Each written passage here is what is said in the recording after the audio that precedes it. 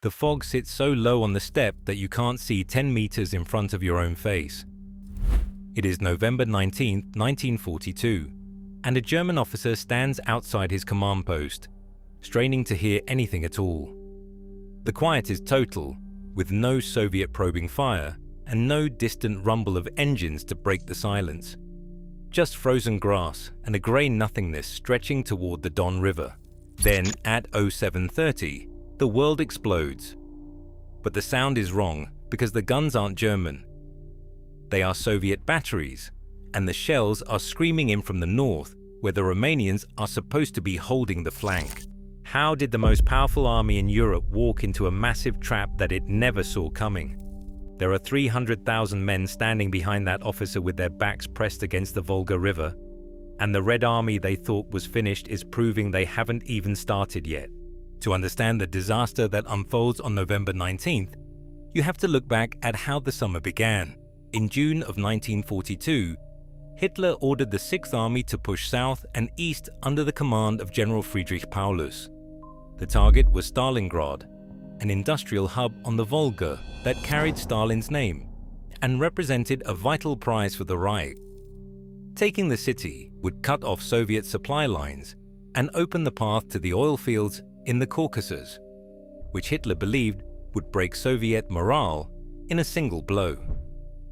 Paulus drove his men across the open steppe through the punishing summer heat, and by late August, the Sixth Army finally reached the edge of the Volga just north of the city. Then the nightmare began. Stalingrad looked nothing like the open ground the Wehrmacht was designed to conquer. The city was already a skeleton of rubble before the first German boot even crossed the line, because the Luftwaffe had spent weeks leveling every building in sight. But the problem was that rubble doesn't surrender, and the Red Army under General Vasily Chuikov turned every wrecked factory and sewer tunnel into a fortified fighting position.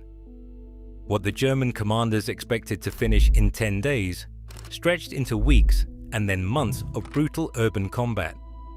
The men started calling it Rattenkrieg, or the Rat War, where you fought for a single room and held it overnight, only to find the enemy back in the basement by morning. By the time October arrived, the Sixth Army had managed to take most of the city.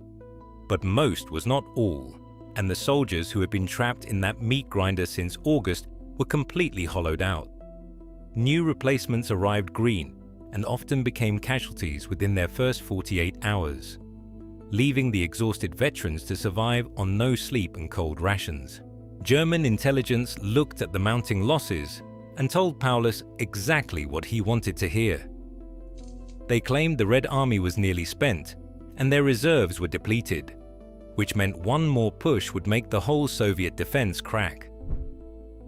Paulus chose to believe this report because the alternative was far too ugly to consider. The flanks were that ugly alternative.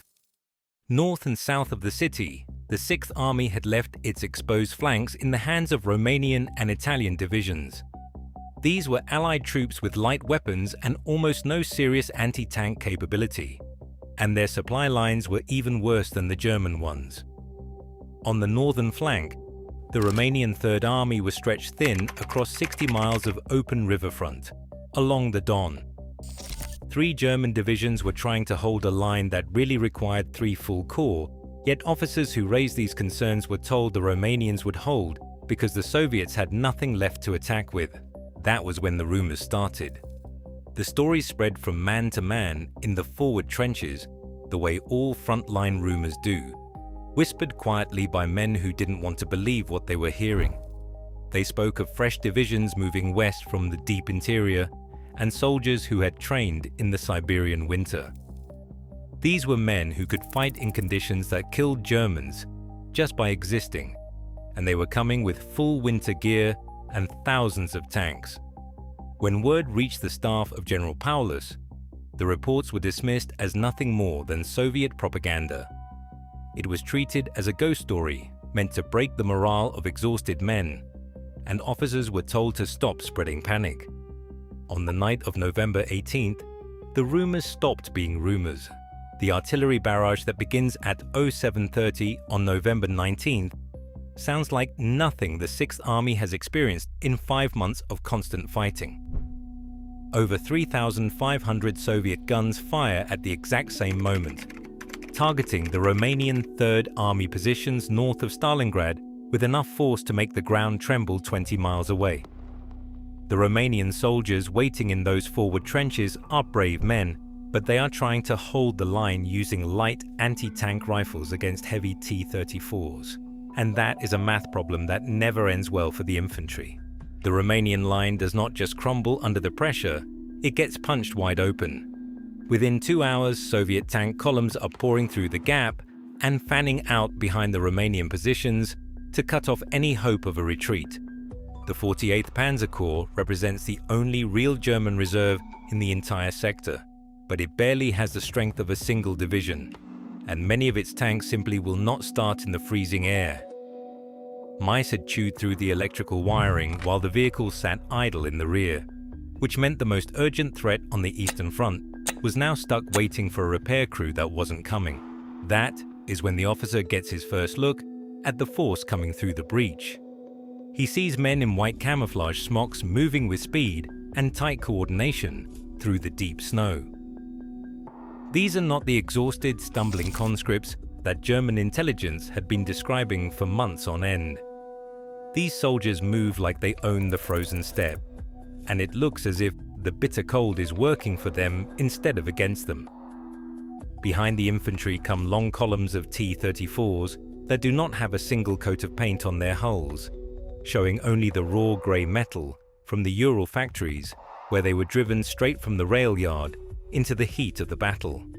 The ghost story that the staff under Paulus dismissed as mere propaganda is now standing in the snow less than 5 kilometers from the command post.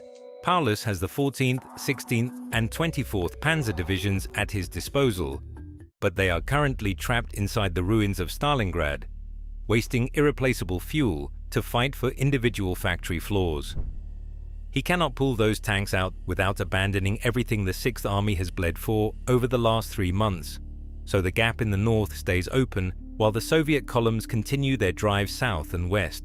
On November 20th, the southern pincer finally fires.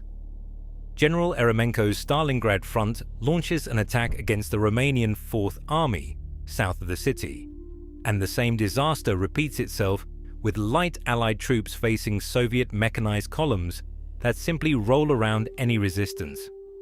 The officer looks at the map spread out in front of him, and he realizes he does not need an expert to explain the situation.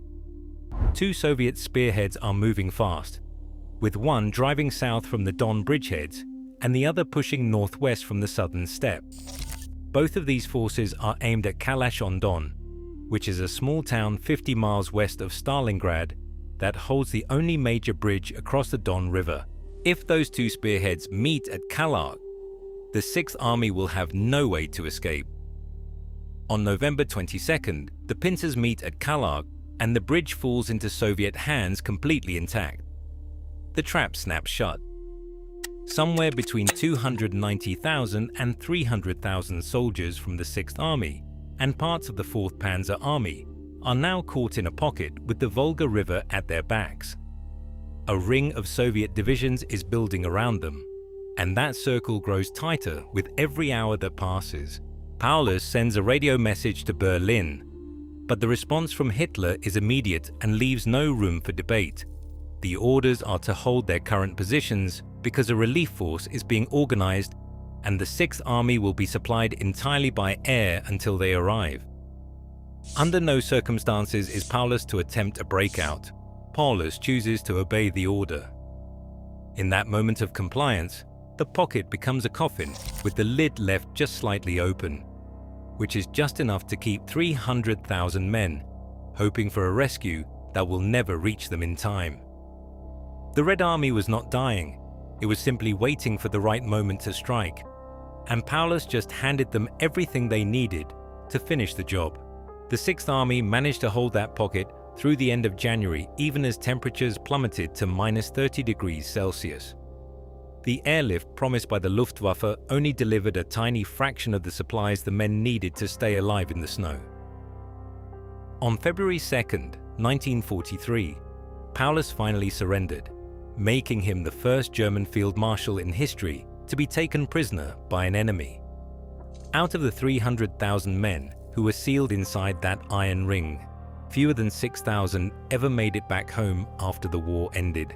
The Soviet divisions that Paulus once called a ghost story did not stop their advance at Kalach. They kept moving west through Ukraine and Poland, and they did not stop until they reached the streets of Berlin. For more deep dives into military history, make sure you're subscribed to the channel.